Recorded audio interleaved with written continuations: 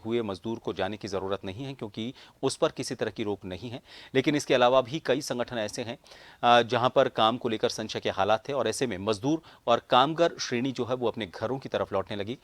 इसके हालात को बयां करती तस्वीरें जयपुर के नारायण सिंह सर्किल पर देखने को मिल रही हैं। भारी भीड़ वहां पर पहुंची है, लोग अपने घरों की तरफ निकलना चाहते हैं और इसके चक्कर में वो अपने परिवार के साथ बस स्टैंड पर इकट्ठा हो रहे हैं। बसों की कम संख्या और लोगों की बढ़ती हुई जो भीड़ है वो कोविड को निमंत्रण देती हुई नजर आ रही है। जो तस्वीरें इस वक्त आप देख रहे हैं, सीधी तस्वीरें आप देख रहे हैं जयपुर के नारायण सिंह सर्किल की। हमारे सहयोगी योगेंद्र पंचोली इसी जगह से हमारे साथ बने हुए हैं। योगेंद्र, फिलहाल जब हमने रविवार और सोमवार को आपकी जो रिपोर्ट थी, आपकी जो लाइव रिपोर्टिंग थी, उसमें देखा था कि किस तरह के हालात बने हुए हैं। क्या प्रशासन ने उस दिन से कोई सबक लेते हुए बसों की संख्या बढ़ाई है, या फिर अभी भी उसी तरह से लोगों की भीड़ अपने घरों की तरफ जाने के लिए आतुर है, लेकिन बसों की कम संख्या की वजह से वहां पर एकदम से माहौल ऐसा हो गया है कि हालात नियंत्रण के बाहर नजर आ रहे हैं?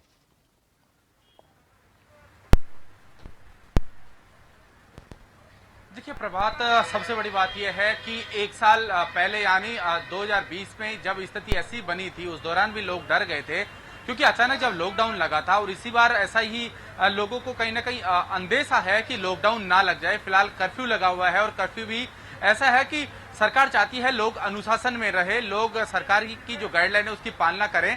लेकिन फिलहाल कहीं ना कहीं डर है प्रभात, वो देखने को यहाँ मिल रहा है। मेरे पीछे आप देख सकते हैं, कैमरामैन से कहूंगा कि आपको दृश्य दिखाएं कि किस तरह से जो लोग अपने घरों की तरफ लौट रहे हैं, अपने बैग और यहाँ तक कि बिस्तर तक लेके लोग निकल रहे हैं। लोगों को कहीं ना कहीं ये डर सता रहा है कि कर्फ्यू के बाद 3 तारीख जहां कर्फ्यू है और जन अनुशासन पखवाड़ा चल रहा है, उसके बाद कहीं लॉकडाउन ना लग जाए।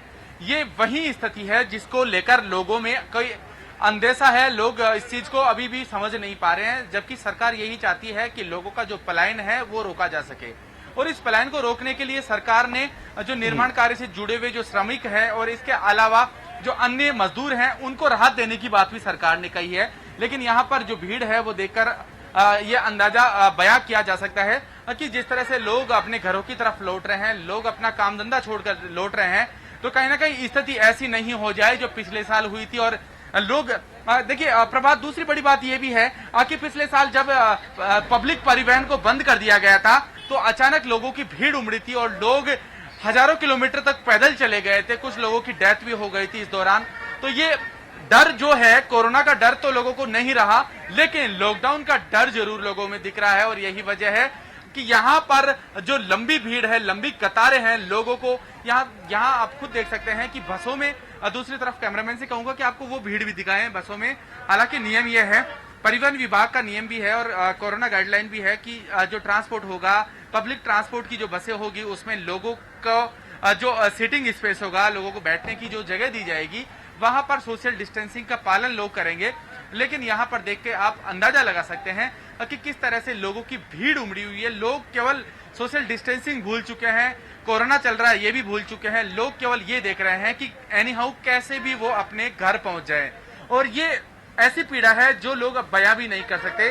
देखिए प्रभात, सबसे बड़ी बात यह है कि यहाँ पर चेहरे जो मास्क में छिपे हुए हैं, उन चेहरों पर एक खौफ जरूर देखा जा सकता है। लोगों में डर है कि कहीं ऐसी स्थिति ना हो जाए कि लोगों को फिर से पैदल घर की तरफ निकलना पड़े। यही डर है कि लोग औने पौने दामों में किराया देकर यहाँ से रवानगी ले रहे हैं। तो यहाँ की जो तस्वीरें हैं लोगों को डरा भी सकती है। और जो मोटे तौर पर लोग, ये जो रूट है यहाँ से दिल्ली रोड और अलवर की तरफ और यहाँ तक कि धौलपुर, करौली और भरतपुर के लिए भी लोग निकल रहे हैं।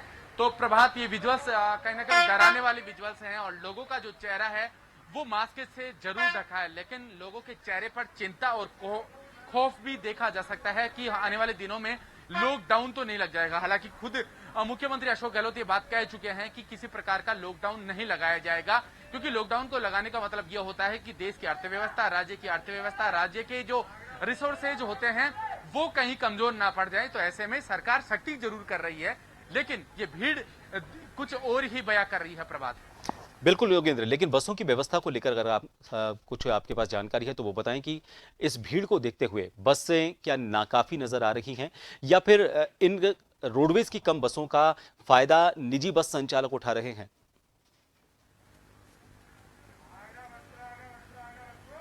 देखिए यहाँ पर परिवहन विभाग की ओर से बसें लगाई गई है, लेकिन दूसरी बड़ी बात यह है कि इसमें दूसरी जो बसें हैं जो एनपैनल्ड है राज्य सरकार से, वो भी बसें हैं। लेकिन सबसे बड़ी बात यह है कि यहाँ से अगर किसी को दिल्ली जाना है या फिर बैरोड उतरना है या फिर शाहपुरा जाना है, केवल यहाँ की जो सरकारी बसें हैं और जो इसके अलावा निजी परिवहन की बसें हैं, वो केवल लंबे रूट वाली जो यात्री हैं उन्हीं को बैठा रहे हैं, क्योंकि उससे किराया भी ज्यादा लिया जा रहा है। और इसके साथ ही क्योंकि अगर आप छोटे रूट पर उतरते हैं तो किराया भी आपको कम देना होगा, क्योंकि बसों का जो स्पेस है वो तय किया जा चुका है। तो ऐसे में लोगों की परेशानी इस पर ये कहें कि कोरोना की मार और दूसरी यहाँ पर यात्रियों पर किराए की मार, दोनों यात्रियों को झेलनी पड़ रही है। देखिए अभी कुछ यात्रियों से मेरी बात हुई थी, वो कह रहे हैं कि एक व्यक्ति को दिल्ली जाना था, तो यहाँ पर जो बस से जुड़े हुए जो चालक परिचालक है उन्होंने कह दिया कि आप बैठ सकते हैं, जबकि एक व्यक्ति है वो कह रहा था कि उन्हें केवल कोटपुतली जाना है और उसका किराया भी कम होगा। तो ऐसे में उस व्यक्ति को बैठने नहीं दिया गया। तो ऐसी परिस्थितियों से यहाँ आने वाले यात्री जूझ रहे हैं, इसीलिए औने पौने दाम यानी मोटे तौर पर जहाँ किराया दिल्ली के लिए 280 से 300 रुपए होगा, वहां अगर लोग इस डर के मारे और इस स्थिति को भांपते हुए 500 रुपए से 800 रुपए तक भी देकर दिल्ली पहुंच रहे हैं, अलवर पहुंच रहे हैं, भरतपुर पहुंच रहे हैं, करौली पहुंच रहे हैं। तो ये स्थितियां हैं और ये स्थितियां आने वाले समय में प्रभात और भी विकट हो सकती है। ऐसे अगर सरकार ने इस ओर ध्यान नहीं दिया और लोगों का पलायन अगर नहीं रुकता है, तो आने वाले समय में एक बड़ी चुनौती होगी सरकार